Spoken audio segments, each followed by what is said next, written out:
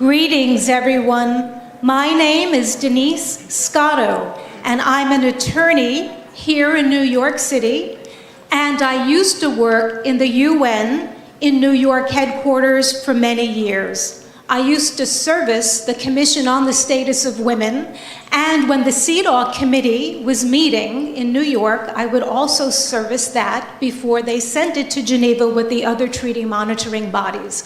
So the issues when we talk about advancing the status of women and girls around the world is one which is extremely close to my heart. And I know it's close to the hearts of everyone in this room. And to those of you who are watching from the live stream, we welcome you too. Excellencies, distinguished guests, but most of all, dear friends, thank you for coming tonight to this special cultural night here to showcase the achievements and the wonderful culture that Taiwan is having with regard to investing in its women and the way it invests in women and other people around the world. We know that investing in women is such a game changer because it changes the life of that individual woman, her children, her family, and the community. And this does impact community by community, our nations and our global world. We also know from the UN years and years ago that when you invest in women, there's a double dividend. And this is what we talk about, how we accelerate investing in our societies by empowering women and girls in every single way, not just financial, through education, through health, through having them fulfill and understand that they are here to really achieve their basic human rights and fundamental freedoms. Taiwan, in my opinion, and as many people know, is a leader. They're at the forefront of advancing the status and progress of women and girls around the world. I can attest to that because I have been in Taiwan many, many times, and I have helped so many people in Taiwan take a look at laws that relate not only to violence against women, but many other areas as well. And I can honestly say that I'm so impressed and inspired every time I meet these beautiful people from Taiwan, and in particular, these ambassadors or Taiwan delegates who are here in New York during the Commission on the Status of Women. It's a real honor for me to be here. And I'd like to say that we have many of the old-timers who actually started this here, of bringing women from Taiwan, from Taipei, here to New York to the Commission on the Status of Women and the side events, the alternative events that go on during this time. And Professor Chong-Che is here, and I'd just like to have her stand up because we all stand on the shoulders of her, and without the efforts that she has done, we wouldn't be here today. So I'd like to now commend Ambassador Lee for his leadership in bringing everyone together for this particular program tonight as we examine the image on this beautiful slide, how fostering women and girls' financial resilience is so significant. And we will hear from many different kinds of perspectives about how this is done, who does this, and the way it impacts women and different countries. And we know that when we have these global UN goals, it's really about collaborating and having partnerships for the goals, right? Because it's not just about focusing on women. When we help women, we help everyone. We help men in society too. And we need everybody on board to do that. Not just the UN, not just the government. We need business to do that. We need small business to do that. We need the academic community, but we also need the NGO, the activist group as well. It's a huge effort because it's about all of us. It's about our one humanity, our shared humanity, and how we can come together to create a better world for everyone. I think that our speakers tonight will be very insightful for all of us, but before we get to that portion of the program, it is my very deep honor to invite Ambassador James Lee, who, if you don't know, is the Director General of the Taiwan Economic and Cultural Office here in New York. That means he's also the head of the UN task force here in New York. And that's a very big position because, as you can see, we have so many different people so many diplomats from many countries here in this room. And this is a wonderful opportunity for him to shine and to have everyone from his community shine. Without further ado, Ambassador Lee, the floor is yours.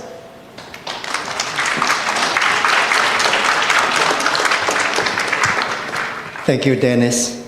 Her Excellency, Deputy Prime Minister Dela of Eswatini, Minister Figueiredo of Paraguay, Tuvalu Prime Minister Special Envoy Lafay, Excellencies, Ambassadors, Honorable Senator from Canada, distinguished guests, ladies and gentlemen, good evening and welcome to everyone joining us here tonight for this CSW SAI event.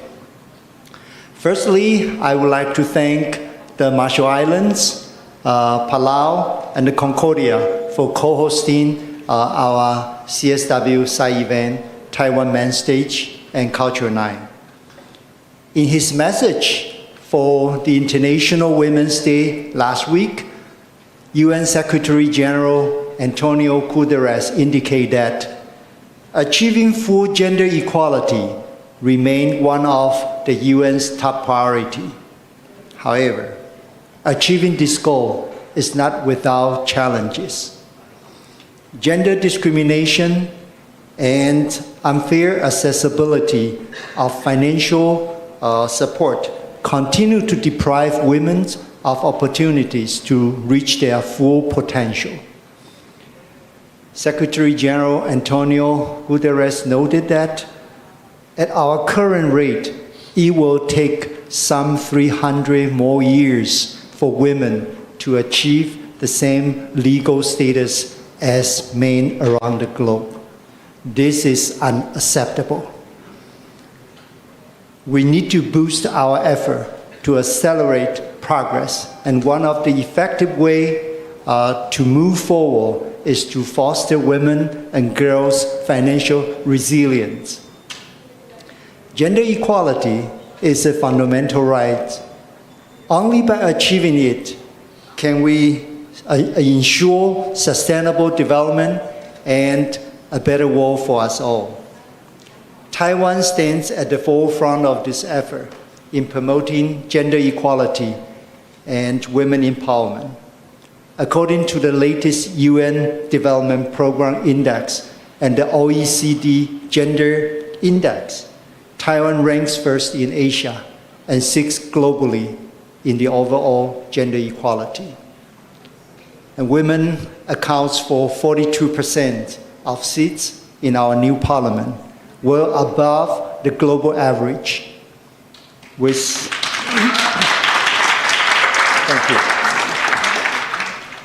President Tsai as the Taiwan's first female head of state in the past 8 years, Bi Khim Hsiao will soon become the second female vice president in Taiwan history. Thank you.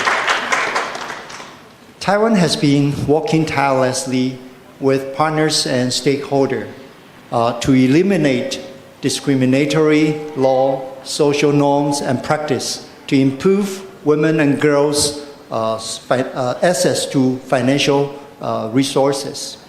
Tonight, we are honored to have ranking officials and NGO representatives from Taiwan and around the world joining us to share the progress that has been made and the challenges we must overcome.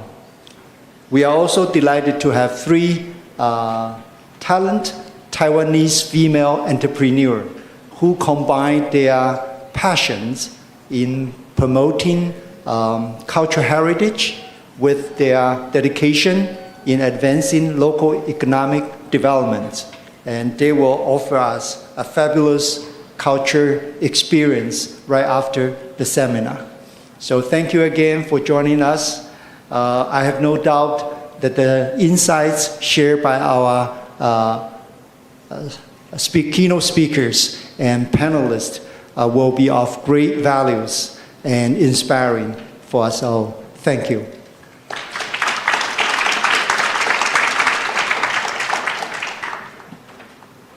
think Ambassador Lee really stressed that advancing the status of women and girls is a human right. If we look at the UN Charter and we look at the Universal Declaration of Human Rights, we talk about men and women, and that's the bedrock of everything. So, right now, I'd like to show a little bit of a counterpoint to expand upon what Ambassador Lee was talking about in terms of what Taiwan is doing. And we have a short video clip that we'd like to show now. So I'm going to ask that we show the video clip before we have some of our dignitaries actually start speaking. Without further ado, let's go to the video. We strive for perfection with heart and soul.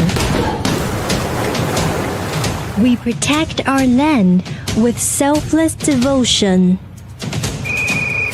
Together, we make Taiwan more cultural and humanistic. Power of women. 第748号解释修正通过。 On the road of advocating equalities, even in the face of frustration, we never give up easily, because we believe that love could endure external obstacles. Gender equality in Taiwan. In the wake of the economic miracle, women are no longer absent from work. Constantly striding, we put our energy into practice. We economy. Thanks to your courage in speaking out, the world begins to show concern. Thanks to your innovative changes, society starts to transform. Together, move forward fearlessly. Taiwan Gender Equality Week.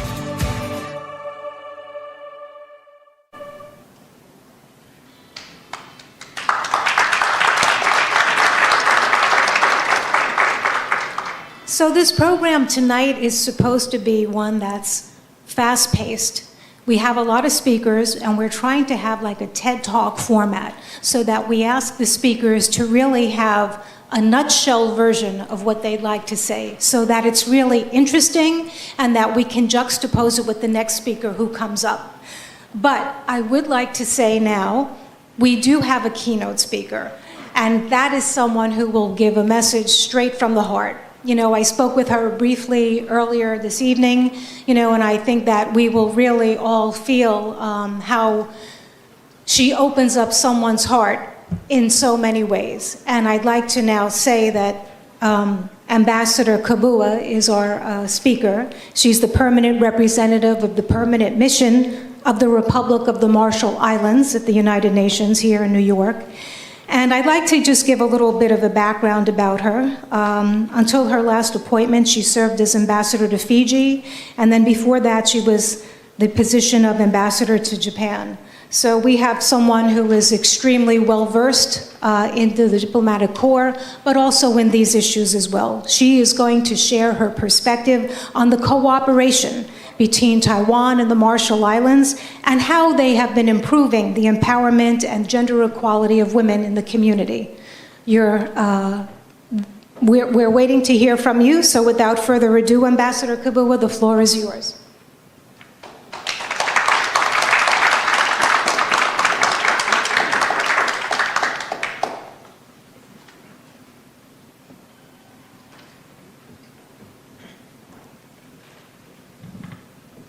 Thank you, moderator. Ni hao, everyone. Good evening. I bring you warm greeting of Yahweh from the Marshall Islands to everyone here tonight. And those that are not here, well, all the best to them anyway. This has been a very busy week, and the next week also with the CSW ongoing, and also with a very small mission. It sometimes is overwhelming. Anyway, dear Ambassador Lee, Your Excellency, thank you for this evening and for your kind invitation to join you and the TECO family. You are the most effective I would say, Taiwan representation here in the United States and beyond.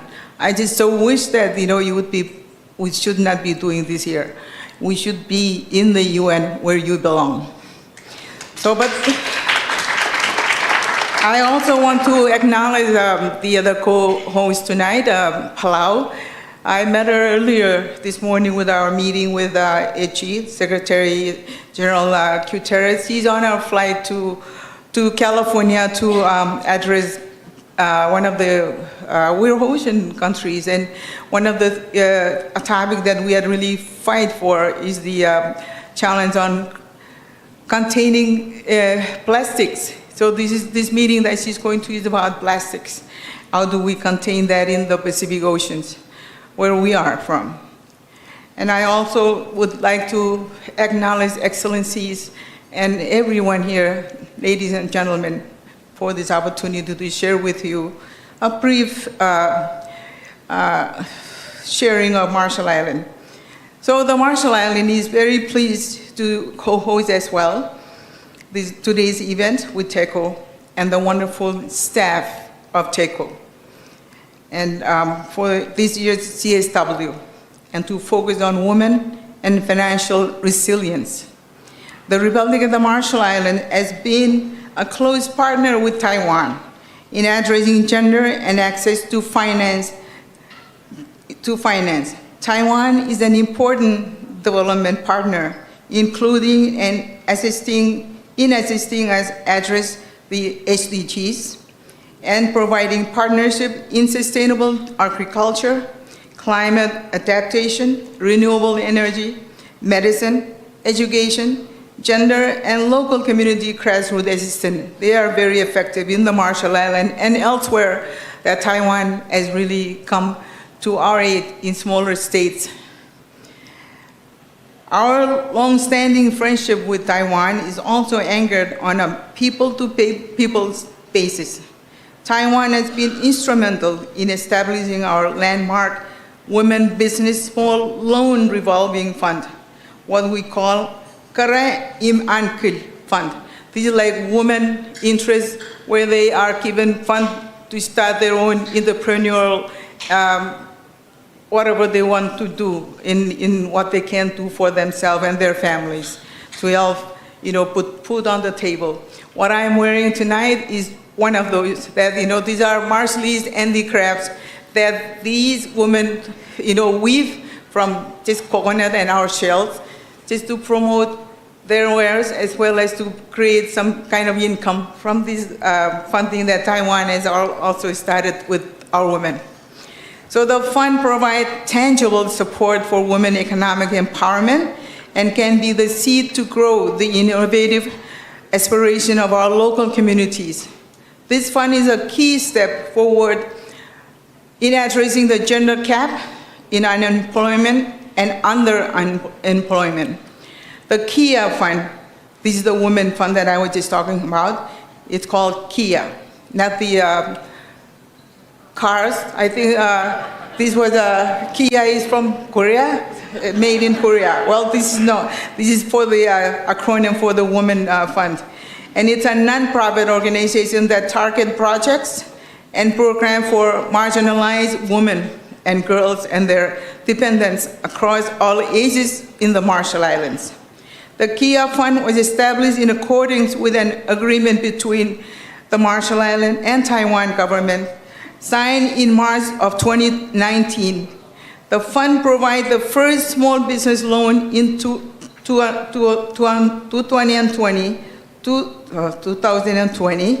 through our local bank, the Marshall Island Bank. And through our local bank, the fund is managed by our longtime local women's NGOs. The Kia Fund seeks to achieve gender equality by expanding opportunities, resources, and rewards for women while building and strengthening gender-focused networks and coalition to improve the lives of women in the Marshall Islands. The guiding principle of the new funds are two. One, promote women talent and innovation. Second, support women economic development.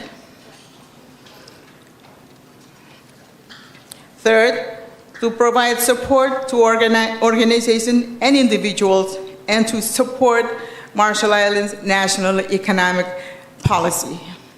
This fund is island-tailored and designed to provide access at ground level to help women in local communities advance entrepreneurship and help build our private sector. We are not flying in consultation to write report or host more workshops. We cannot afford that. So we are directly investing in our future with tangible results to help grow women-owned small-scale enterprises. One advantage to being a small nation and government is using opportunities to cut through layers of bureaucracy and reduce red tape approaches. The Marshall Islands and Taiwan are true partners, working with civil society and individual women entrepreneurs to seed fund their business and to help create financial employment and security. In the Marshall Islands, where we are a low-lying atoll state with no higher ground, women are uniquely more vulnerable than men to the effect of humanitarian crises such as climate change impact. And as women, our critical role in recovery and resilience is gaining recognition. Despite some important progress on addressing gender policies and legal reforms, we have many deep challenges on core gender goals. We know that Taiwan will continue to be an important and primary partner with us in advancing progress on gender, as well as on cross-cutting approaches across the development agenda. Taiwan has also been much to share with the rest of the world, and only if the UN would allow Taiwan to be part of this solution-making decision in the UN that can be more gender parity, can be more inclusive and real for those small states. I know it's not in I'm getting out of my statement here, but it is important for Taiwan to be back at the UN where it belongs, where they can contribute. It's one of the countries that was first founder of the UN. So anyway, Marshall Islands will continue to emphasize the rightful participation of Taiwan in the UN system, including specialized agencies such as WHO, UNFCCC, and ICAO. We remember when COVID was here, Taiwan contained itself, and Taiwan really did not spread what was coming in that all of us suffer from. But it shows how Taiwan, as a small state, continue to fend for itself and know how to survive. Anyway, so as we have for decades, the Marshall Islands remain standing strong with Taiwan in improving our human rights and our core development and working to ensure the democratic freedom of our peoples are there and will remain be strong. And we seek every possible opportunity to let the world know of our friendship and our partnership. Thank you so very much for this opportunity. Taiwan strong.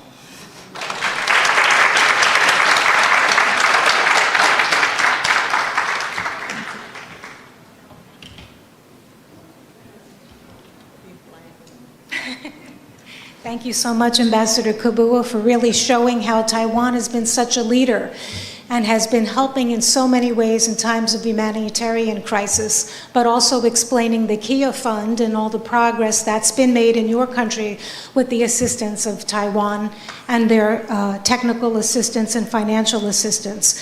You're very right to say that these are extremely busy days and that everybody is overwhelmed with one activity to another activity to another. And it makes it even more special that we have someone joining us tonight who is with us from the Kingdom Eswatini. We have right now the Deputy Prime Minister, Her Excellency, Lucia Deladla. She's the Deputy Prime Minister and was the first woman appointed as the country's Minister of Foreign Affairs. Before that, she was a senator. So she's been in positions of power and leadership in her government, in her country. In February of 2019, she visited Taiwan and met with President Tsai at that time. And then she's going to describe what came out of that meeting, a workshop promoting women's economic empowerment, which was held under the Taiwan-U.S. Global Cooperation Training Framework. This was held last week in the Kingdom of Eswatini to mark International Women's Day, which was just on Friday, March 8, as many of us know. So I would like to call the deputy to give her remarks and to speak about women's empowerment in her country and what she'd like to share about Taiwan. It's our honor to have you here this evening.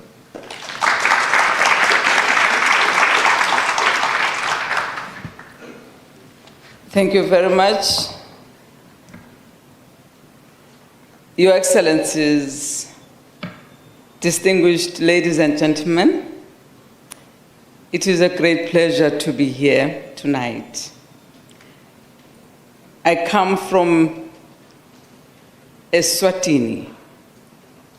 It is still a kingdom, and we are proud of that. We are nestled between the Republic of South Africa and Mozambique. So we're a landlocked country, small by size, but with a big heart.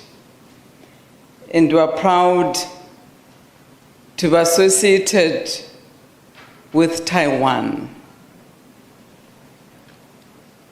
We are proud to be rubbing shoulders with such a big country, small in size, but of course with a big heart as well.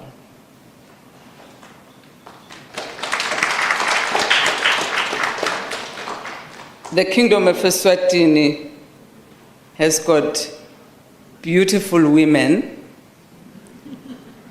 women whose confidence and pride, who believe in themselves. We're one country that is still embedded in its culture and traditions. We refused to be colonized when it comes to our culture and traditions. We enjoy our identity and we enjoy who we are. This is one unique element that is enjoyed by the whole continent. They like to be associated with Eswatini because it refused to detach itself from its identity. We enjoy so many cultural activities. Last week, Women Regiment was enjoying a cultural event where we dance and sing. So we are inviting everyone here one day to visit this lovely kingdom, which is a landlocked one, modern but still cultural.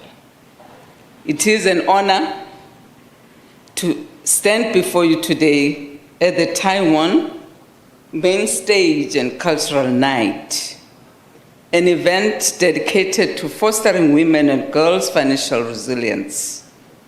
I extend my heartfelt gratitude to the organizers for providing this platform to discuss such a noble theme. Taiwan and Eswatini have maintained, again, we're proud of this, no matter the pressure, we're just a one nation that once it makes friends, it keeps those friends, it keeps its promises. So Taiwan and Eswatini have maintained official diplomatic relations since 1968. Eswatini is a staunch ally of Taiwan and supports Taiwan diplomatically, a fact that Taiwan greatly values amidst a complex international situation. In equal measure, Taiwan has been a significant partner for Eswatini in terms of economic cooperation and development assistance. Taiwan has provided highly valued assistance in various forms, including the microfinance initiative, including capacity building through scholarships and in-service training, not only for women, but for men as well. Infrastructure projects, healthcare assistance, agricultural development and technical cooperation, and these initiatives have contributed to Eswatini's socio-economic development and capacity building efforts. In the Kingdom of Eswatini, we recognize the pivotal role that women and girls play in our society. They are the bedrock of our families, the backbone of our economy, and the architects of our future. Yet, despite their invaluable contributions, women and girls continue to face formidable barriers to financial empowerment and independence. Of course, we've come up with different financial empowerment initiatives, including one that we signed with Taiwan, whereby Eswatini got about 18 million to assist rural women with running their businesses. The theme of tonight's event, fostering women and girls' financial resilience, resonates deeply with our commitment to gender equality and inclusive economic growth. We understand that financial resilience is not merely about access to resources. It is about empowering women and girls to control their destinies, seize opportunities, and thrive in a rapidly changing world. Program Director, Your Excellencies, empowering women economically is not only a moral imperative, but also a strategic imperative for sustainable development. When women are financially empowered, they invest in their family's health, education, and well-being, creating a ripple effect on positive change that reverberates across generations. To foster women and girls' financial resilience, we must address the structural inequalities and systemic barriers that perpetuate gender-based discrimination and marginalization. This requires a multifaceted approach that encompasses policy reforms, targeted interventions, inclusive partnerships. And as a country, we've come up with many policy reforms to address these barriers. First and foremost, we must ensure equal access to education and vocational training for women and girls, and that is, of course, in place in our country. Education is the cornerstone of empowerment, and we can all attest to that. Equipping women with the knowledge, skills, and confidence to navigate the complexities of the modern economy and assert their rights in the workplace and beyond. Second, we must promote women's entrepreneurship and facilitate access to credit, markets, and networks. This offers women a pathway to economic independence and self-reliance, enabling them to harness their creativity, innovation, and leadership potential to create sustainable livelihoods and contribute to national prosperity. Third, we must enhance women's access to financial services, including savings, credit, insurance, and digital banking. Financial inclusion is not only a matter of economic justice, but also a catalyst for poverty reduction, social mobility, and inclusive growth. Fourth, we must challenge harmful gender norms and stereotypes that undermine women's economic agency and perpetuate gender-based violence and discrimination. We must create a culture of respect, equality, and solidarity, where women and girls are valued, empowered, and celebrated for their unique talents and contributions. Finally, we must strengthen international cooperation and solidarity to advance gender equality and women's empowerment on a global scale. We must leverage the power of partnerships, knowledge sharing, and resource mobilization to accelerate progress towards the Sustainable Development Goals and build a more just, inclusive, and sustainable world for all.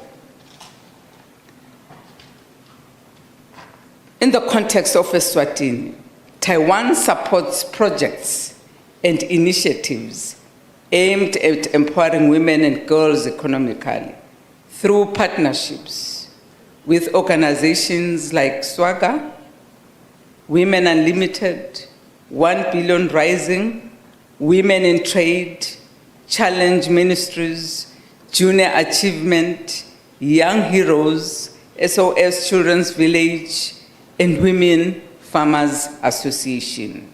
These collaborations typically involve providing financial resources, technical assistance, training programs, and capacity building initiatives tailored to the specific needs and priorities of women and girls in Eswatini. In closing, let us reaffirm our commitment to fostering women and girls' financial resilience as a cornerstone of inclusive development and social justice. Let us work together, hand in hand, to dismantle barriers, also unlock opportunities, and unleash the full potential of women and girls as agents of change, progress, and hope. I thank you. Siyabonga.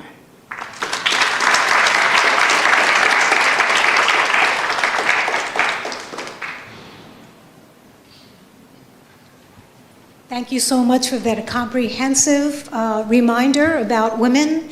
And also, I think I'd like to stress one of the most important takeaways that we've heard tonight so far. Women are the bedrock of families. No matter where you live, in which country, in which community, women are the bedrock of families because women are taking care of children, of older family members, of sisters, of brothers, of disabled people, and at the same time, they are doing things beyond the family. They are holding down a professional job, they have small businesses, they have online businesses. We could go on and on and on about what women are doing. So I'd like to stress that and thank you for really bringing that up. So that's a reminder of the world's women. We should be the architects of the future. We should be shaping policy that affects our human family. So again, I'd just like to thank you for your comprehensive speech, Deputy Prime Minister, and for joining us this evening.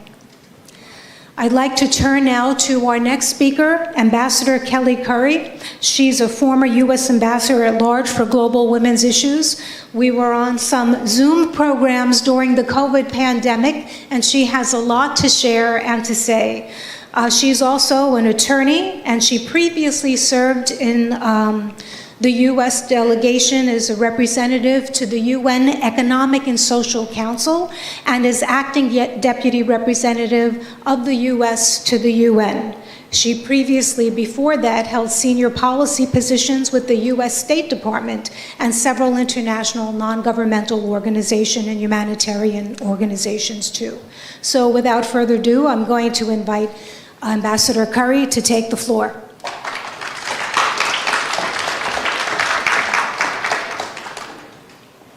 Thank you, Denise. And thank you, Ambassador Lee and Teko, for this incredible evening. It's amazing, this packed house here. This is incredible.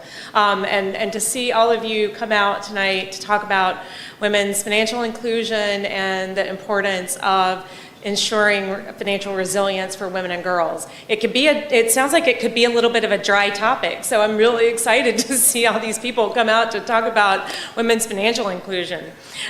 This is something that I worked a lot on when I was in the State Department, and also when I was here as the deputy to Ambassador Nikki Haley at the U.S. mission here in New York. And I miss all the energy of CSW. I kind of forgotten how exciting but also exhausting, when Ambassador Kabua was talking about how exhausting this week and next week are. I started to have flashbacks to my own experience of just running around from one thing to the next and never having time to eat or go to the bathroom or do anything normal during these 2 weeks because it was always so busy.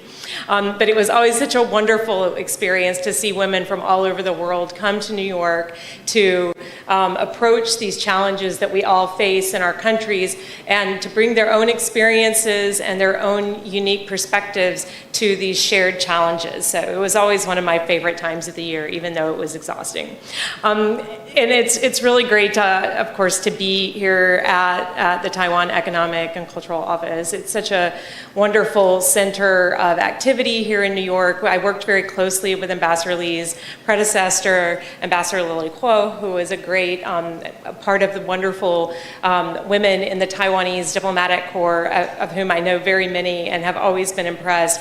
And Ambassador Lee has a great team here with a lot of female diplomats who do a wonderful job as well. And I want to extend my gratitude to his wonderful team who put this event together and worked with their colleagues from Palau and the Marshall Islands and Concordia to put together this incredible series of activities that's taking place. So, I do remember one thing from my time here in New York, the nice shortcut to all the excellencies, and to say all protocols observed in order to get around having to recognize everybody. So all protocols observed. I'm going to get to the meat of these remarks. When we talk about, we've heard a lot already from previous speakers about how important it is for countries to invest in the health, education, and economic empowerment of women and girls, and that overall this leads to better social, economic, and political indicators. It's something of a truism, especially CSW Week. You really hear this over and over and over again.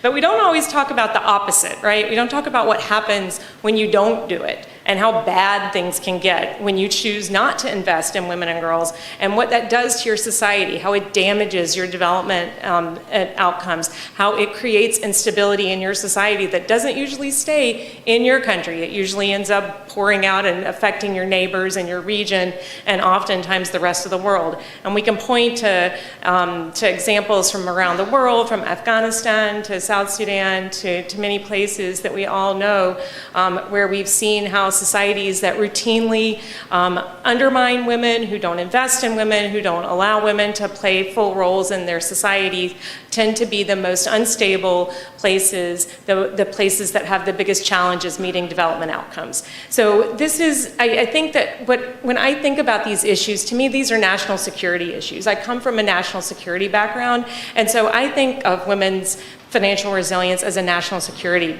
imperative. And that's why I think it's so important for my country and for our partners to invest in it, because it is a national security imperative. It's not just a nice thing to do. I recently, in my current role as a fellow at the Atlantic Council working on a development cooperation project, we published a new report. It's called the Atlantic Council Freedom and Prosperity Atlas, and I encourage you to go out and read it. It's full of charts and data and is pretty dry, I'm going to say. I'm not going to lie. Lots of economic data, lots of charts. But one of the most interesting things, I wrote the chapter on the Indo-Pacific.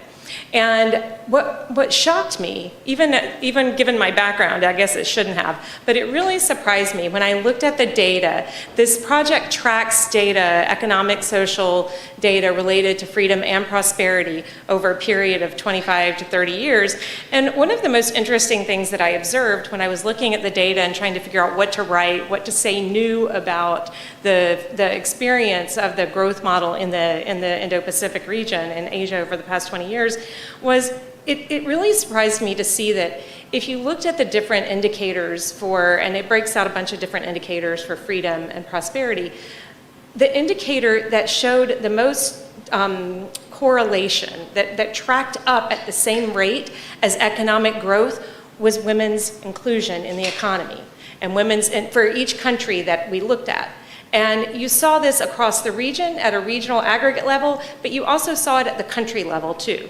And it was very, very clear. And actually, if you took out the women's economic empowerment aspect, then pretty much every other indicator stayed flat across the region, while economic activity went up and growth went up. So this told me that not only is it important, it may be the single most important thing that these Asian countries did. And we talk a lot about the Asian growth miracles that Taiwan and Korea and Japan have experienced, but we don't really think in terms of those economic miracles as having been driven by increased workforce participation by women. But the reality is that that may be one of the single most, if not the single most important thing that drove those economies to continue growing over the past 20 years after they had become mature economies in many ways. But we also saw the same thing in countries like Indonesia that are still developing. And so it was really interesting to me to see this. You can read all about it. I encourage you to go to the Atlantic Council's website, to the Freedom and Prosperity Center's piece of that website, and look up the atlas. It's online. But it was really amazing to me to see that. And this really validated the work that we had done with something called the Women's Global Development and Prosperity Initiative, WGDP. And I worked on this initiative when I was at the State Department. We worked very closely with our Taiwanese partners on it. They brought a lot to the table during this when we were developing it. But one of the things that was most interesting and that I focused on very heavily because of my background as a lawyer was looking at these barriers to women's financial inclusion and economic participation. And we found that if countries around the world removed barriers to participation for women in just 5 specific areas of law, and they were access to financial services or capital, restrictions on travel, restrictions on working in different sectors of the economy, restrictions on property ownership and inheritance rights, and access to other institutions like courts and bureaucracies that were unequal access to those institutions. If countries removed the barriers that existed in just those 5 areas of law, we determined that this could unlock $7 trillion in new economic activity globally. And when we looked at the research and the data and figured this out, it was just like, this is a no-brainer. We need to go out and work with the countries that have these barriers in place and help them to unlock these this potential. And when you tell countries, and we tell, I was often told I need to go meet with the women's minister or meet with the person responsible for gender. And I'm like, no, I want to meet with the economic ministry. I want to meet with the trade people. I want them to look at our data and see what we're seeing and what they're leaving on the table by not including women in their economy fully. And so we really made a push to go targeting the finance ministries and the treasury people and the people who did economic policy in these governments to say, look at what's happening because you have this restriction that doesn't let women do night work or doesn't let women work in the construction field or different things things, or doesn't let women inherit property equally on the basis, and these things are really holding your country back. And it doesn't cost you any money to change these things. That's the great news. You don't have to do a new program. You don't have to go out and spend a lot of money. All you have to do is find the political will to change the laws and regulations that are doing this. So we felt like this was low-hanging fruit, and we did a lot of work around this, and we saw a lot of results around the world. Unfortunately, COVID hit right when we were launching this, so we weren't as effective as I think we could have been. But it was a really important thing for me to see how hungry countries, our partners, were for this kind of engagement, for not just saying these things in a nice way to have, that, oh, this is nice, we want to empower women and girls, but showing them the financial data and how it affected their growth in a dollars and cents way that made sense for them, and showed them that the cost-benefits analysis was there very, very clearly. So I think that we all now know there's this undeniable correlation between women's participation in the workforce and economic growth and prosperity worldwide. But I think that this finding becomes even more profound when you look at how these countries have done this in the Asia Pacific. And then I think that it's really, like I said, when we looked at factors in the Atlantic Council report like trade liberalization and overall improvements in property rights, overall investment freedom, and even overall, when you looked at the overall aggregate of educational attainment improvements, none of those had the same effect in these countries. So it's really, I think, it's really critical. And when you think about that, I want to highlight what's going on in the biggest country in the Asia Pacific region and how they are working against this trend, because this is what continues to surprise me as I look at the data. So right now, the People's Republic of China, under Xi Jinping, it has thrown decades of expansion of women's participation into reverse over the past 10 years. They are making it harder for women to participate in the workforce. They are discouraging women from participating in the workforce. And it is becoming a huge problem, not just for China, but for the whole region, especially if you think about what one of the main drivers of growth has been in the region. And if you have the biggest country in the region, the biggest economy in the region, going literally slamming the car into reverse, not only does that hurt the Chinese economy, but it has a demonstration and it weighs heavily across the whole region. And this is what I'm very, very alarmed by right now. To see this happening after this, in a region that's really experienced such phenomenal growth, and to see this regression on economic empowerment is very worrying, and it should worry everyone in the world who wants to see women advance globally and advance economically. And what's happening in China also shows a concerning pattern, because China, again, these things don't stay in China if China's doing this. China is trying to export their development model all around the world. And so this practice, these patterns that we're seeing in the People's Republic of China are not going to stay in the People's Republic of China. They are going to have an impact even beyond the Indo-Pacific region. It also shows how fragile women's progress is. We've made so much progress, but it can be reversed by somebody who's intent on doing that. And when you have an authoritarian government that is intent on doing that. And that's really frightening for those of us who've been working on a freedom agenda of pushing economic freedom for women, to see these anti-freedom policies being pushed out and taking hold in the second largest economy in the world and the biggest one in the Indo-Pacific. So I think that up against this very stark realization about what's happening with China, again, you have this bright light with Taiwan. The contrast could not be more clear. You have a country that has not just embraced women's political participation, but also women's economic participation. As Ambassador Lee noted, Taiwan has the highest proportion of female legislators in Asia, at more than 40%. And they also, 37% of its small businesses are led by women. In addition, they've had for the past 8 years an extremely popular and very powerful and strong female president who has led the country and has been a role model, not just in the region, but globally. And now my dear friend Bi-khim Hsiao is becoming the vice president, and cannot be more excited to see what she and President Lee are going to do. It's really exciting to see what's happening in Taiwan from the perspective. And again, the contrast and how it has benefited Taiwanese Taiwanese society to have women's participation be so robust and so encouraged and such a policy priority, not at home. And then you see what it happens when they take it abroad with the GCTF, and you see in Palau and Eswatini what that program does. Our partnership with Taiwan with the Global Cooperation and Training Framework, which we really intensified over the past few years, has just been incredible. I personally saw the kinds of activities that GCTF does to empower women around the world and with their diplomatic partners, and it is extraordinary. They do a really good job. The programs are very high quality. They are really about helping women to find economic empowerment where they are. They listen and adapt to the local context in ways that a lot of donors do not. And they focus really on what the women in these communities need. They don't come in with a donor-driven agenda. They come in and listen and ask questions and then develop a program jointly.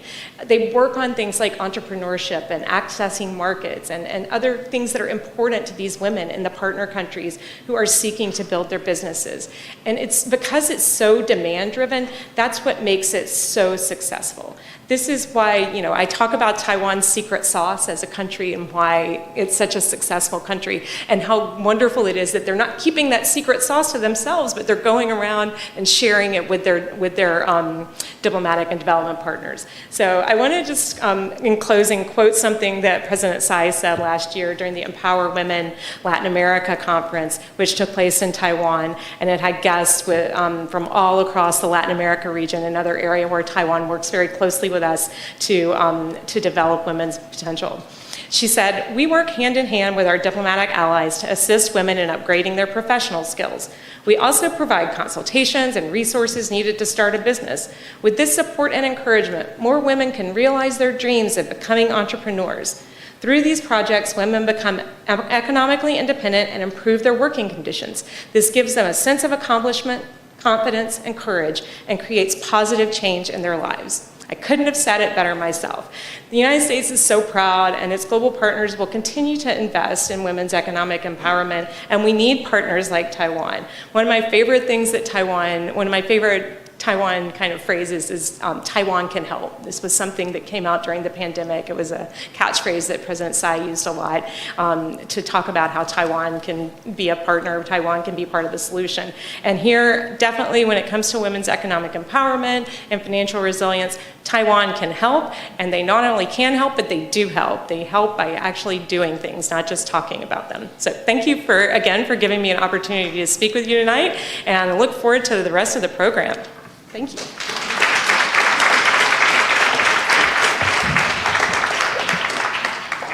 Thank you, Ambassador Curry. We do have to move on, but I'm going to take one opportunity to speak about what you said. You talked about how change in the law is so important, and that's really true. We know the Convention to Eliminate All Forms of Discrimination Against Women is the international Bill of Rights that deal with every issue relating to women. Some people say from cradle to grave. It deals with employment. It deals with access to credit. It deals with education. It deals with health. It deals with women and leadership. On and on and on it goes. So it's really critical that for those countries that have ratified CEDAW, as it's known, to really implement this in their national law and their national legislation, to then create policy and programs around that really touches the lives of women and girls on the ground day to day.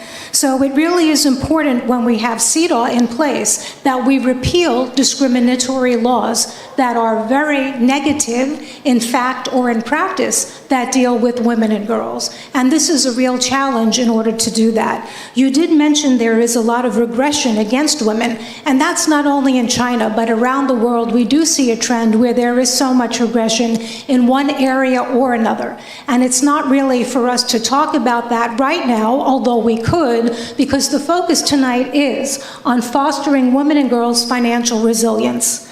So I'd like to remind our upcoming speakers that we want to dance and sing, as the Deputy Prime Minister had talked about. We have our cultural representatives, and one of them, Miss Lynn here, who is going to be doing that. And you can actually experience that with her. I've done that before for many years, and it's a real delight. So let's remember that when we have our next speakers come up, you are holding all of us back from the cultural experience and the reception, the food and the drink. So I am now going to put some pressure on our next speaker. I'm going to turn to him. He's on the hot seat. And we have the director of the Indo-Pacific Directorate, the Ministry of Foreign Affairs of Lithuania. So we have Julius Pranavicius with us today. His past includes being the director of the European Union Department, the Ministry of Foreign Affairs of Lithuania, the deputy director of the EU Council, the Presidency Department, Ministry of Foreign Affairs of Lithuania, and he will speak tonight on our topic, women's empowerment and financial resilience from the Lithuanian perspective. Please, the floor is yours.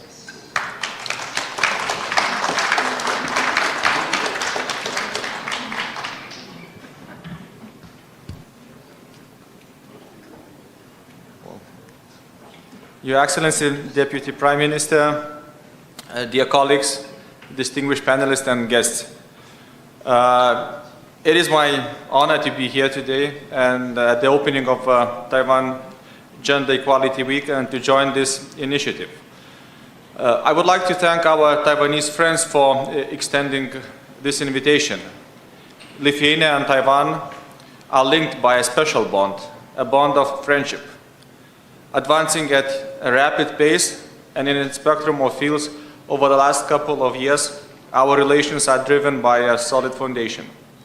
We are both like-minded, frontline democracies, sharing and defending the core values of democracy, freedom, rule of law, and, of course, human rights. This year's focus on fostering women's and girls' financial resilience draws a special attention to women's financial empowerment and well-being, an indispensable pillar for achieving gender-related SDGs. Gender equality isn't just about fairness. It is crucial for the strength of our democracies, economies, and global partnerships. When women have an equal voice alongside men in shaping our societies, it enriches decision-making, fosters innovation, and ensures that the needs and perspectives of all citizens are represented. Globally, we are not doing great, and for sure we are doing not enough. The 2023 Gender Snapshot Report from the UN Gender Equality Agency warned that if current trends continue, over 304 million women and girls will be living in poverty by 2030. And the next generation of women will be still experiencing widespread gender disparity. As the world is grappling with concrete challenges, namely post-pandemic recovery, climate change, deteriorating security, food crisis, these affect women to a great extent, especially in vulnerable and fragile contexts. To counter these trends and pivot towards greater gender equality, we need more commitment and leadership. And Taiwan, a vibrant democracy, and Taiwan is a leading actor in this field, with its accomplishments exceeding both the average global and Asian performance. In 2021, Taiwan ranked 7th globally and 1st in Asia in UN Gender Equality Index. Last year, in 2023, it ranked 5th worldwide in Social Institutions and Gender Index. Taiwan is also a global leader in women's political participation, and its initiatives contribute to advancing the rights and well-being of women around the world. The Taiwan Gender Equality Week, happening yearly, is another proof of just how strong this commitment really is. As for my country, Lithuania, we are inspired by the most virtuous countries and gender equitable societies. Lithuania has been putting efforts to make progress. And I can share good news. According to the Global Gender Gap Report 2023, published by the World Economic Forum, Lithuania is now ranking 6th in Europe and 9th in the world for gender equality. European Institute for Gender Equality, the UN agency which is located in Vilnius, Lithuania, is attributing most of this progress to the improvements in the domain of power and time. No doubt that we still have a long way to go on gender equality, including in financial and economic domains, but the changes are visible. Women's involvement in technology in Lithuania has been growing steadily in recent years, as women are increasingly joining the technology workforce in Lithuania, and there has been also a rise in female entrepreneurs in this sector. While there may still be a gender gap in certain tech fields, more women are entering roles in software development, data analysis, cybersecurity, and other tech-related fields. Women Go Tech program, founded back in 2016, has contributed in significant ways in this process of building a more inclusive and innovative tech ecosystem by providing women with the necessary support and skills. Lithuania is hence not a newcomer in the field of women empowerment and has also started being a provider of expertise. The above-mentioned Women Go Tech program has now set an ambitious goal to extend its scope and assist tens of thousands of women in the Central and Eastern European region.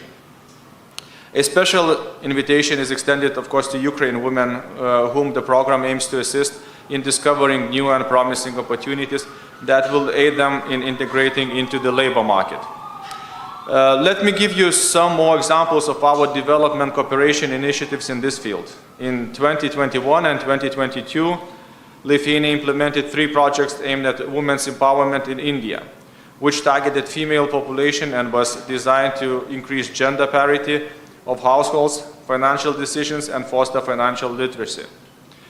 In the same period, Lithuania implemented 6 projects in Palestine in the field of women's economic and digital empowerment. These initiatives were tailored to strengthen the participation of women and girls in the labor market by providing knowledge and practical skills in technological entrepreneurship and digital businesses. In 2022, a bilateral project focusing on gender equality and women empowerment was carried on in Azerbaijan. The project was aimed at reducing the gender gap in science, technology, engineering, and mathematics by increasing regional awareness of women in successful careers in STEM fields. As Lithuania's Taiwan ties have been developing with dynamism over the last couple of years, especially in the economical and technological cooperation, we see a lot of value in mainstreaming gender equality in our joint initiatives. With our partnerships growing stronger, we are also eager to explore new grounds for cooperation, including in third countries, and especially in areas where our know-how can complement Taiwanese expertise. Female empowerment through financial inclusion, resilience, literacy, and digitalization could be one of those. This is even more so as Lithuania and Taiwan have already experience in working together in third countries. And here let me express our most sincere gratitude to Taiwan for joining Lithuania's reconstruction efforts in Ukraine. And this brings me to my last and most important point. As of 2022, more than 600 million women and girls lived in conflict-affected countries, a sharp 5% increase since 2017. In these fragile conflict situations, due to a combination of factors, it is women and girls that bear the brunt of the secondary and lasting effects of war and conflict. In Ukraine, Israel and Gaza, Somalia and DRC, Mali, South Sudan, Haiti, Afghanistan, Iran, Myanmar, and other conflict hotspots, we see women and girls to be disproportionately affected, and this aggravates further the gender disparity for years to come. In the ongoing Russia's full-scale war against Ukraine, women continue facing numerous challenges related to forced displacement, heightened risk of violence and abuse, unemployment, economic insecurity, as well as a low access to basic services and resources. But at the same time, they are drivers of resistance and response to the war, carrying the major burden in providing for their needs of their households, participating in civic resistance, delivering social services, volunteering, delivering humanitarian assistance, participating in policy making, and serving in Ukrainian military. Undoubtedly, the involvement of women in and will remain pivotal to the country's recovery and reconstruction. Although the advancement of gender equality and women's empowerment is particularly challenging in conflict situations, it remains of utmost importance to recognize the role and leadership of women and duly support it. This is a critical issue that is demanding global attention and action. There is a lot we, the international community, can and must do to advance financial resilience of women and create conditions for future sustainable, equitable, and resilient recovery. Thank you.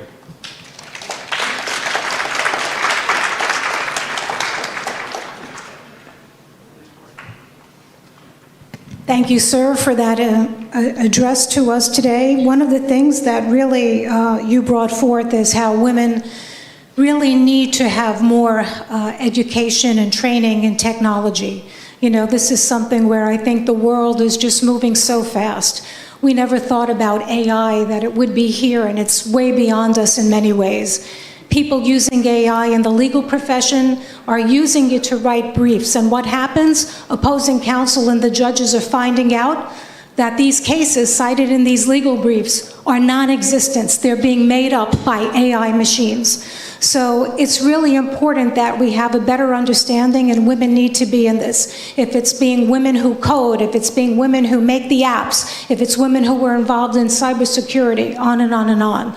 But I appreciate you bringing the conversation to what's happening in the world today that's very relevant about the situation of women and girls in war and armed conflict, because we know the tremendous suffering, the incredible violence that goes on. And if UN Security Council Resolution 1325 and its progeny were implemented better, and there was real political will behind that, we know that there would be more women at the table speaking about peace, negotiating these peace accords, and this is what we need. Women in these positions who are there, who are really talking about how women are able to move forward and to have a more peaceful world. Women, peace, and security is a theme that we can reach back over 25 years to. This is something, again, as I said at the beginning, is very close to my heart. So with that, I will now stop, and I will say that we're switching gears a little bit. We have a special video because someone could not be with us today. We have a message by the Honorable Orlando Brewster, who's the Minister of National Mobilization, Social Development, Family and Gender Affairs from St. Vincent and the Grenadines. He has a message that will talk about the cooperation between Taiwan and his country, and let's show that videotape right now. Thank you.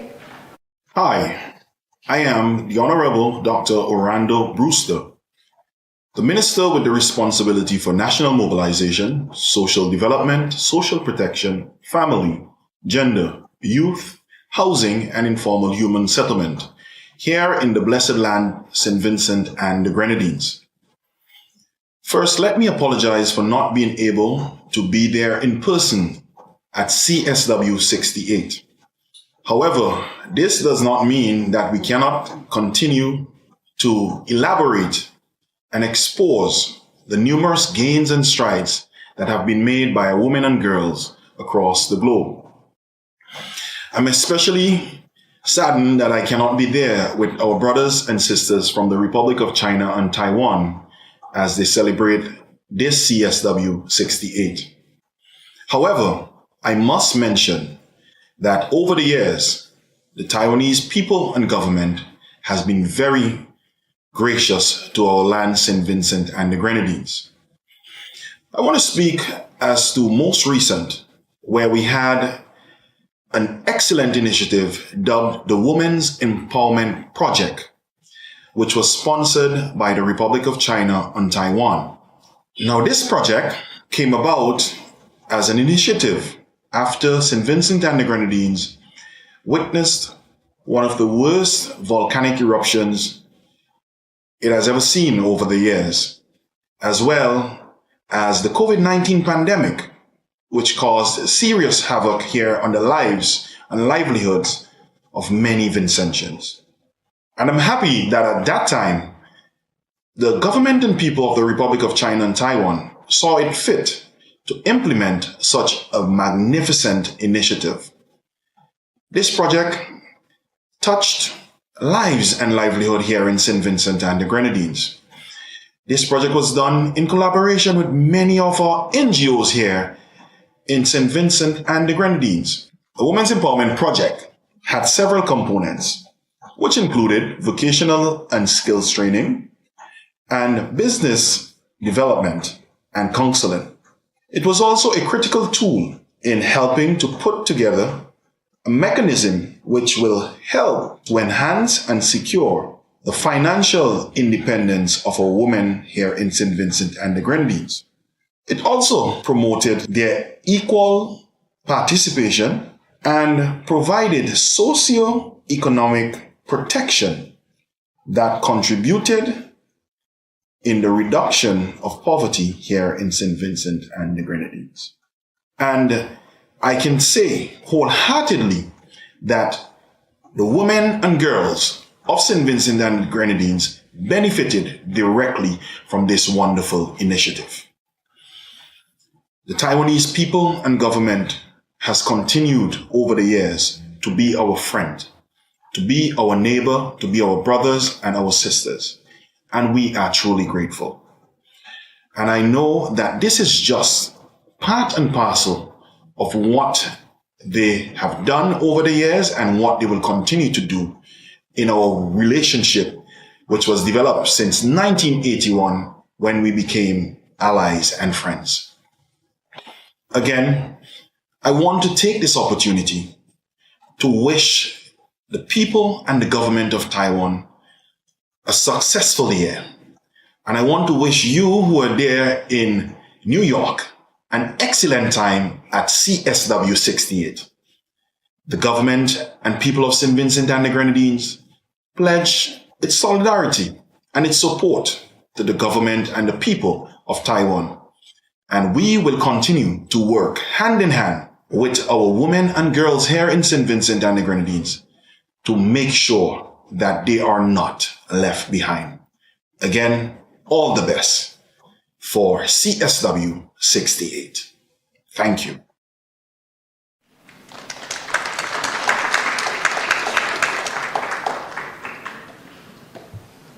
So now we're going to turn things around a little bit so that we can hear how women and girls would not be left behind with our representatives for the panel discussion. I'm going to call them up here to join us in these chairs so it can be a little bit of an informal discussion, if you will. So I'm going to invite Ambassador Carlos Fuller. Could you please join us on the stage? Hank Huang, could you please join us? And Maria Stroden, please come up this evening so that we can have a little bit of discussion.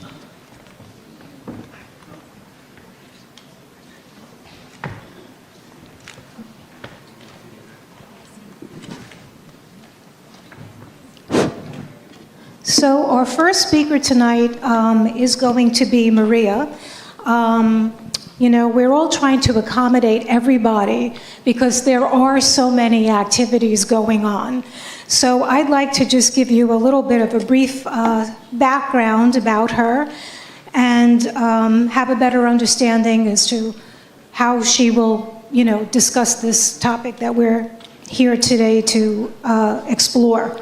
So she's the executive director of Outright International, and prior to becoming that executive director, she's been leading the work of development and its communications team. In that position, she oversaw extraordinary growth in visibility, diversification, and increase in funding, in addition to launching groundbreaking initiatives such as Outright's COVID-19, Global LGBTIQ, and Ukraine emergency funds, and pioneering engagement with international business. Before Outright, she served as executive director of RFSL, which is Sweden's largest LGBTIQ organization. And in that capacity, she conducted leadership trainings for hundreds of activists on the topic, strength-based coaching and appreciative inquiry. So really, she's done a lot to provide expert opinions to government foundations, UN agencies, and a lot with cooperation with many different sectors. So I'd like you to speak a little bit to the topic, since we know that you're under a time constraint, and we really want to hear what you have to say. So the floor is yours. Thank you so much, and thank you so much for inviting me to be here. If you've never heard of Android International, we work for better lives for lesbian, gay, bisexual, trans, queer people around the world. We have 55 staff in 18 countries currently, and I was very, very happy to see my colleague Jennifer in the video earlier. Jennifer led the marriage equality campaign in Taiwan, which, of course, as I'm sure you all know, Taiwan is first in the region to have recognized marriage equality. And I was very happy to see that video also, because I think it really speaks to Taiwan's view that gender equality is very linked to inclusion of marginalized populations such as the LGBTIQ population. Because when you look at gender and you just look at large groups and say, well, you have men and women and that's all we are concerned about, you miss out on a lot of the nuance. Women and girls are not the same. We're all very different, and at the end of the day, we're all individuals. So being able to incorporate that in your view as we all strive for gender equality, I think is so crucial. And I was really happy to see in that video how it demonstrates how Taiwan also sees how gender equality, democracy, freedom, respect for minorities, all of these things go hand in hand. I think this is particularly important because when you look at the world, there are still more than 60 countries that criminalize same-sex relations, in most cases as a holdover from colonial era. And of course, there are many more countries where LGBTIQ people face discrimination and exclusion, and that includes economic exclusion. So you already mentioned Outright's COVID emergency fund that we launched at the very beginning, within a few weeks of the pandemic being declared. And one of the things that I think came to the surface for many of us was that when there is a pandemic, everyone is hurting. But you still can't look at everyone and say, well, everyone's the same, so we need to support everyone in the same way. You need to look at the specifics. You need to look at gender equality in such a situation. And just to give a couple of examples that we learned about, where I can see the sort of specifics for the LGBTIQ population in such a crisis, is we interviewed a woman in an African country who said, she was now living in a big city, but when the pandemic hit, there was a risk. She lost her job in the informal economy, and she was afraid she was going to have to go back to the rural part of the country where she was originally from, because she felt if she went back, she may never be able to make it back to the big city where she had found community. Another person that we interviewed was in a small Caribbean island, and this person also had to move back in with their parents because they lost their income during the pandemic. And one of the organizations that we had been supporting had set up a support line where people could call in. And this person, this is what we heard from the organization that we had been working with, this person literally called the support line from the closet. And everyone who has heard of LGBTIQ people coming out of the closet can find it kind of ironic that someone has to step back into a closet because they were afraid their parents would hear them. And so I think this really speaks to the importance of ensuring everyone needs a measure of financial independence so we can make the decisions that we need for our lives independent of social norms and pressures from others. So that to me is one of the very important aspects. And then of course, if you look at it at the macro level, there is a lot of data that is also supporting that just as gender equality is important for economic development, so is inclusion of other groups. And so, for example, there is a study that shows that countries that are not criminalizing same-sex relations are 4.5 times more likely to have foreign investments. So there are many data points that are coming out that really, I think, speak to the importance of economic inclusion. And I also just finally want to say that I think in order for us to create the kind of world where we want to live, where we have equality for everyone, including gender equality, including equality for LGBTIQ people, including equality for all other minorities, we really need to all come together, including governments, the private sector, and non-governmental organizations. Because when we work together, that is when we can create. And I think we've heard, actually, I've been very inspired today to hear about several really great examples that I think demonstrate this. Like, we've heard about really great examples where governments and non-governmental organizations and all other kind of actors have come together. And I think we are increasingly seeing that as well. Like, one of Outright's current initiatives is about economic inclusion and development, where actually we have support from the private sector to do a pilot project in several countries to promote economic inclusion. And so I think all of these things together, that's how we're going to move the world forward. So thank you very much for having me. Before you end, I'd just like to ask if you could speak a little bit more about the funds for the Ukrainian women, since we are speaking now about this, and we did hear about the impact of war and armed conflict. Take a few moments if you don't mind. Oh, absolutely. Thank you. I was trying to be mindful, but I'd love to get a follow-up question. So, I mean, one of the things that we have observed at Outright, I mean, from the COVID fund, but also from many other aspects, is that in humanitarian response as well, it's important to look at the different populations and ensure that you have that kind of help that's needed to move everyone forward. And so in the case of Ukraine, we launched a Ukraine fund within 12 hours, actually, of Russia's full-scale invasion. And to date, we have raised and distributed about $3.5 million to about 40 organizations, most of them in Ukraine, supporting LGBTIQ communities. And in addition, of course, special initiatives are only one avenue.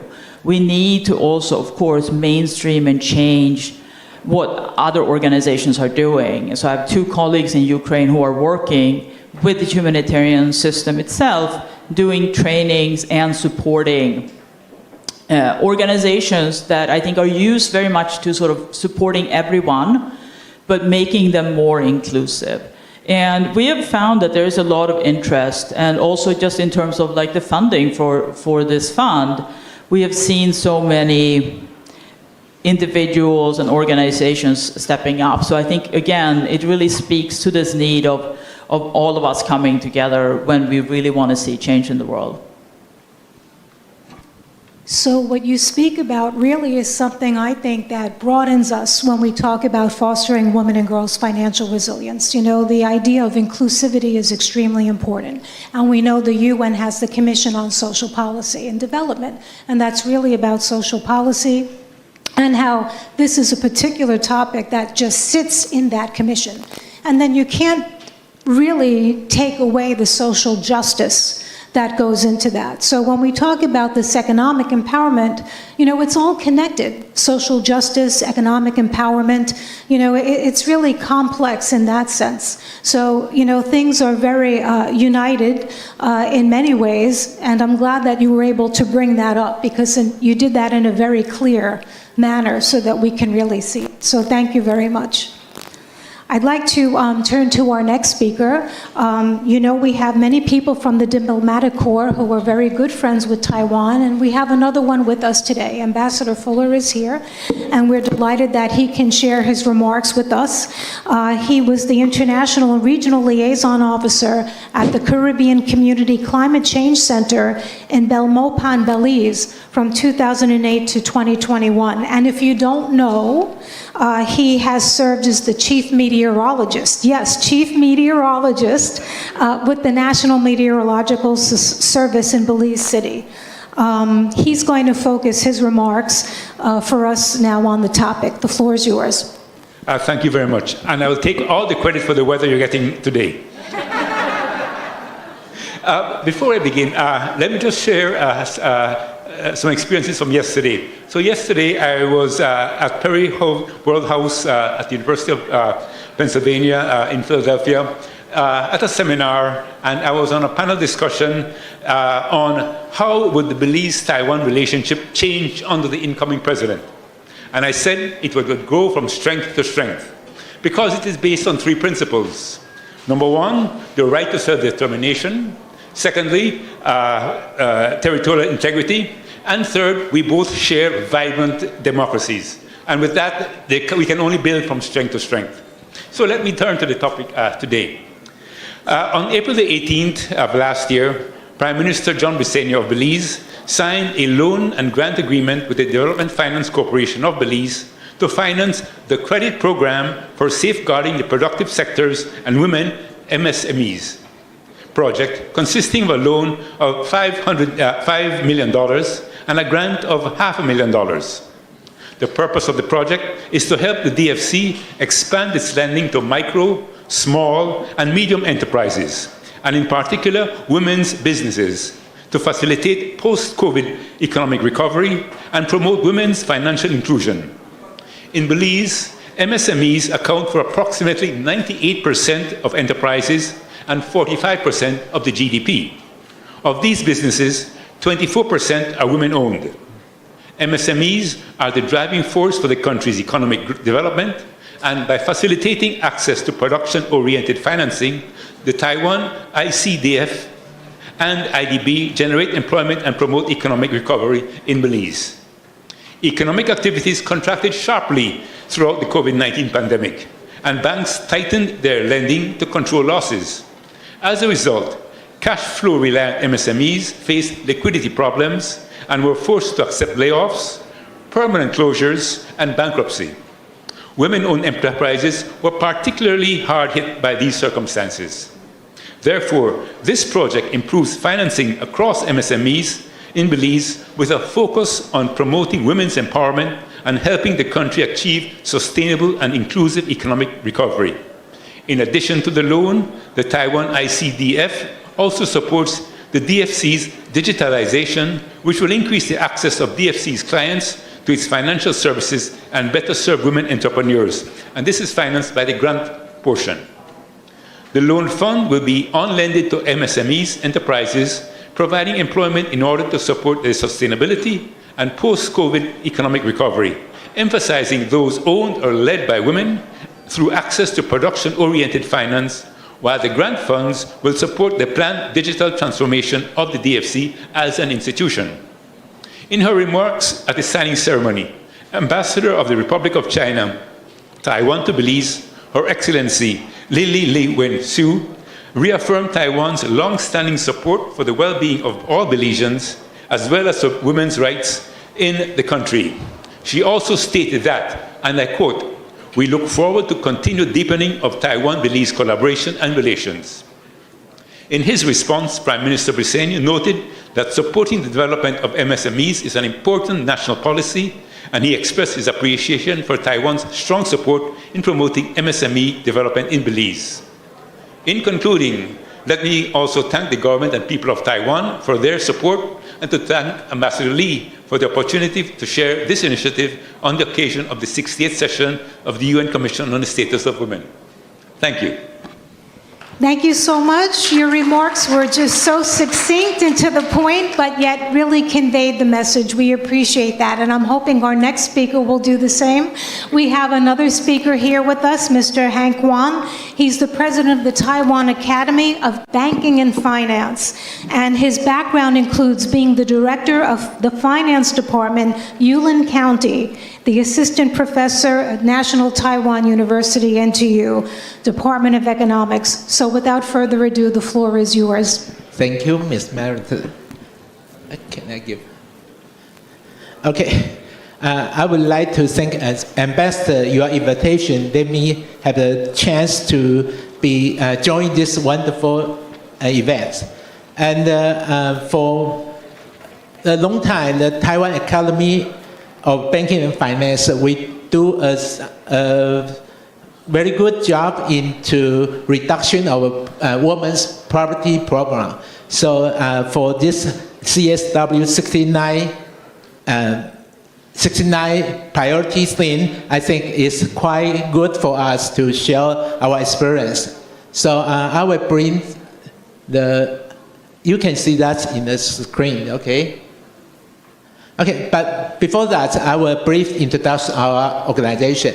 The Taiwan Academy of Banking and Finance is a 43 years old organization. We are responsible to improve the productivity of the banking sector in Taiwan.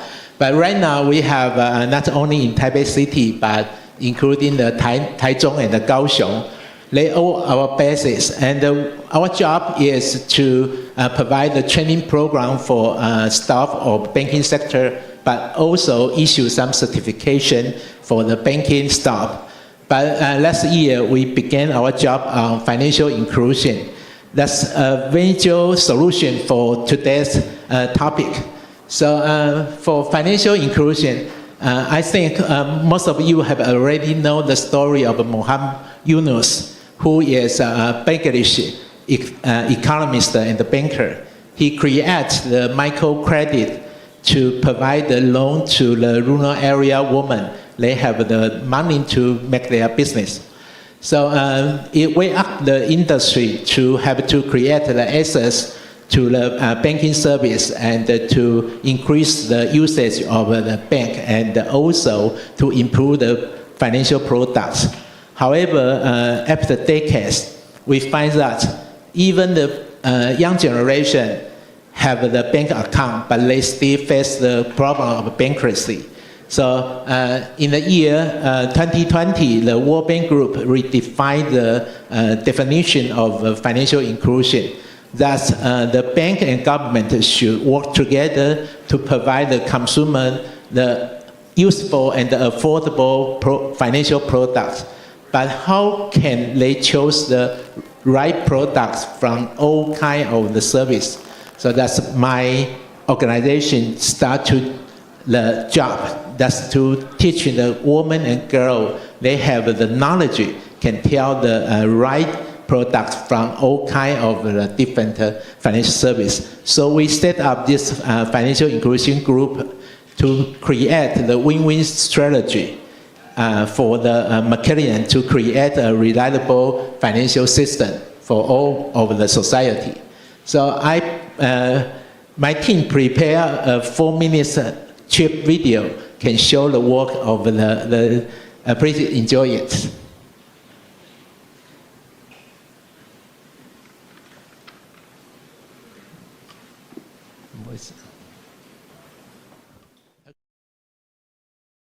Literacy.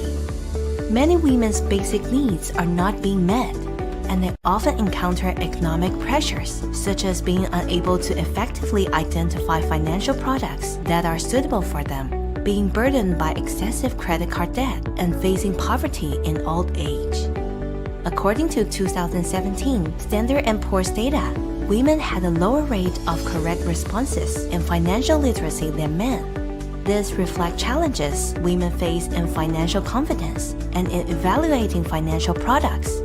In response to this challenge, TABF designed a financial literacy program specifically for rural women titled Financial Wellness Self-Development Plan. This course adopts the methods of fitness training to ensure that each student can apply what they have learned to their daily lives. After laying the foundation, we combine lectures on different topics and introduce different financial products so that students can also independently decide what's suitable for them. After participating in these classes, I think that life is about remembering to keep accounts every day and then also distinguishing the things you need, must have, and want. TABF develops suitable learning materials and training cases to build up women's financial management capabilities. TABF has assembled professional instructors and teaching materials to train rural women to gradually make their lives more stable and improve their financial resilience. Based on the successful experience in rural women, TABF continues to root these experiences deeper, collaborating with local governments and financial institutions.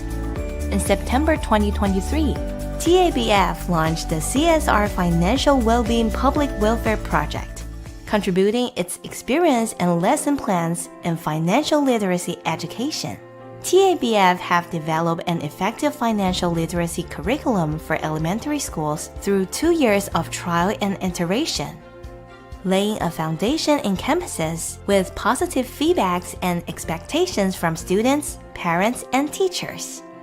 Through interactive games, students are guided to understand money, fostering habits of saving and bookkeeping, while also strengthening awareness of fraud prevention, currency intuition, and personal risk, cultivating good financial attitudes and habits from a young age. This has a profound impact on the overall financial industry. Financial institutions participate in community activities and create value with financial users through CSR programs aimed at financial well-being, moving both parties towards a better and more prosperous self. The sparkle in the eyes of bank volunteers and the spark of interest in financial among students will eventually gather to become the torch of financial trust in Taiwan. Starting financial education in elementary school is an indispensable mission for the financial industry and a unique display of CSR. Nurturing the seedling of inclusive financial education to grow into a tree of hope that shades and nourishes every corner of Taiwan. Let us embrace the journey ahead with open hearts and minds, cherishing every moment as we build a brighter future together. And we are so to share our material and experience to all of you. So I hope we can work together. Thank you.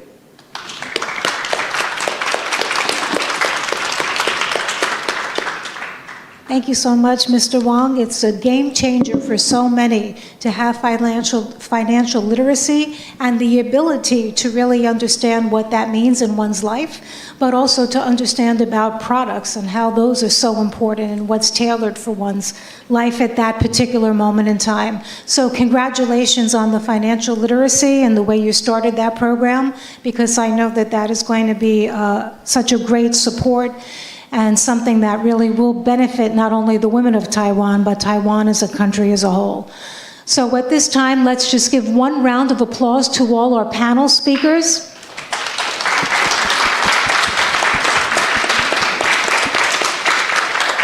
I wish we had time for questions, but we do have our cultural representatives and we have the experiences waiting for us tonight, and I'd really like to get them on the stage. So I will ask if you can return to your seats, and I'd like to call up our cultural ambassadors, the women who will be leading these experiences. So we have two Miss Lins, Miss Lin 1, Miss Lin 2.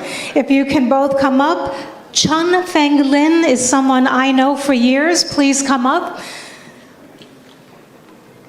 Xu Peng Lin, I met also in Taiwan. Please come up. Hui Fang, please come up. Yes, these seats are for you. You are the VIPs on the stage.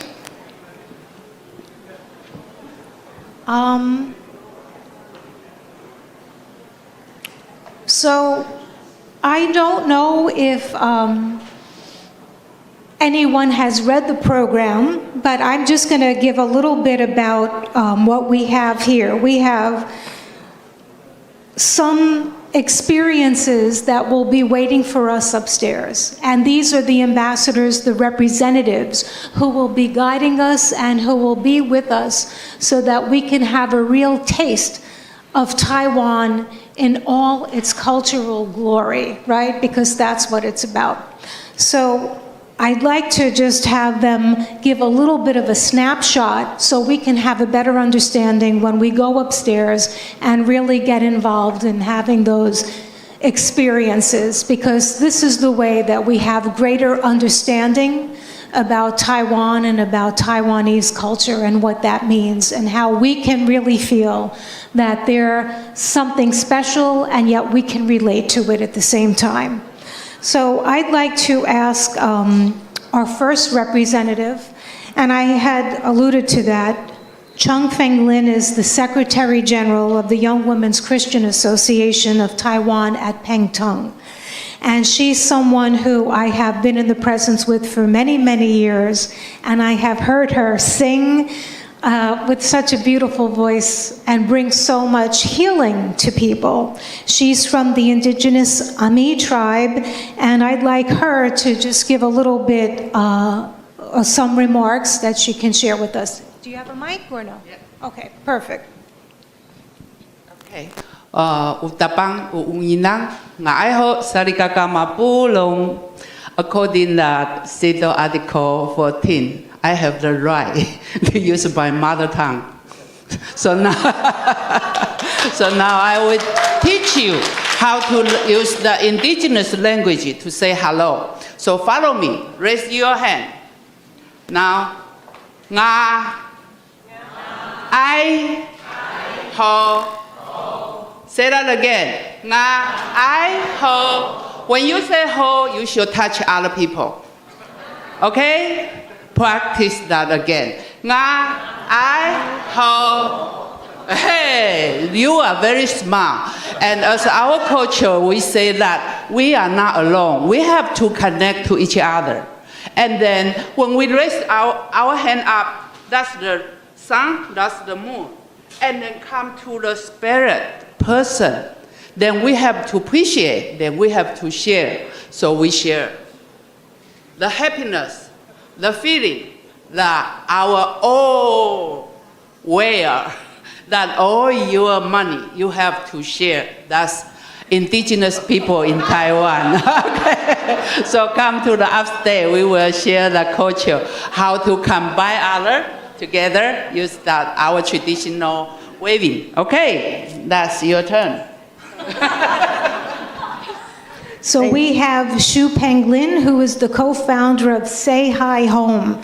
And rush weaving is a collective memory of Taiwan's Yun Li. But today only a few women in their 60s or older are still very familiar with that. If you could explain some more for our audience. Yes, thank you. Rush weaving, which is the rush is the material of my heart. It's a handicraft tradition passed down for generations of women in Yuanli Township, a town located on the west coast of Taiwan. With the tradition fading and plastic usage replacing rush and other natural fibers in the past decades, we observed job losses and outflow of population and local communities shrinking. Our town's younger generation is now working in tandem with the elderly the artisans to promote this cultural heritage and continue to create new products. So women utilizing our weaving skills and flexible hours at home secure our economic independence and pass down traditional knowledge and help our local community.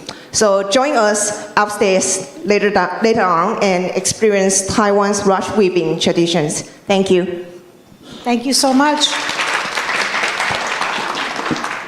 And finally, we have a representative from Gen Tea, which means pure tea. And we have a tea maker with us, and I have to say that I've been privileged to be able to go there to Elon and to taste the tea and to meet this tea maker. We have Kui Fang, who is with us today, but we also have the master tea maker here. Where are you? I'm looking for you. Where are you? You should be here on stage with us too. Please join us. Oh, she went upstairs? Okay. Okay, you're waiting for us. You're preparing for us. We have you. We know where you are. So without further ado, Gen T, can you tell us a little bit? Hello, everyone. My name is Fang. And I'm from tea family, Jan Tea from Taiwan. We've been making tea for 5 generations, and it's all female. And if you don't know tea, that's very difficult to do because it's 99% is male-dominated industry. And making tea is such a labor-intense project. So from beginning to the end, I remember when I was little, we would cut school for 2 weeks straight because every day you just get to sleep for 3 hours. And all the teachers know that you're making tea, so you automatically dismissed from the school. Having said that, my family are passionate about making oolong tea. And oolong tea to the tea world is like, especially Taiwan's oolong tea, in the tea world today, it's like TSMC in semiconductor industry, if you would know. And today we're very proud and really thankful for the opportunity to be here to share our tea. And the way we're going to do it is going to be a little bit different. We're going to provide 2 different kinds of tea ceremony. One is the current tea ceremony that we've been doing, and it's been very popular in Taiwan. So if you come to Taiwan, that's most people will offer you when you first come to the house. And the second way of doing tea ceremonies from Song Dynasty. And Song Dynasty tea ceremony is really something just amazing. It's beautiful and it's artful. Song Dynasty is from 10th century to 12th century. So we invite you to come to have a little taste of Taiwan, and maybe you try a little bit of tea ceremony yourself too. Thank you.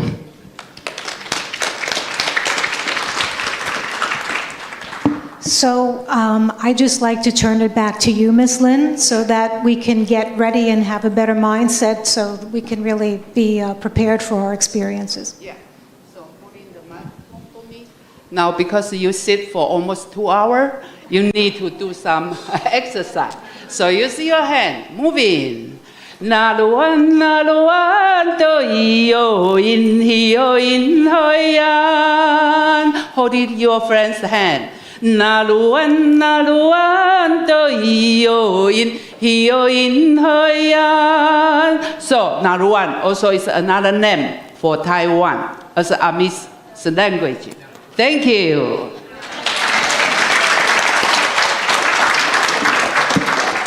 Thank you, friends, for joining us. It's at that time now that I am so privileged to say we are getting ready for our taste. It's almost here. I want to thank all our excellencies for being with us today, so many distinguished speakers and friends. At this time, we will be going to invite the people in the first 2 rows to go upstairs for the cultural experiences. They're going to be held upstairs. We have limited space, so we need to take some turns of having people go up in different groups. So just because I'm looking at people in the front, I'll ask the first 2 groups to start going up so that if they want to enjoy some of the cultural experiences that they can.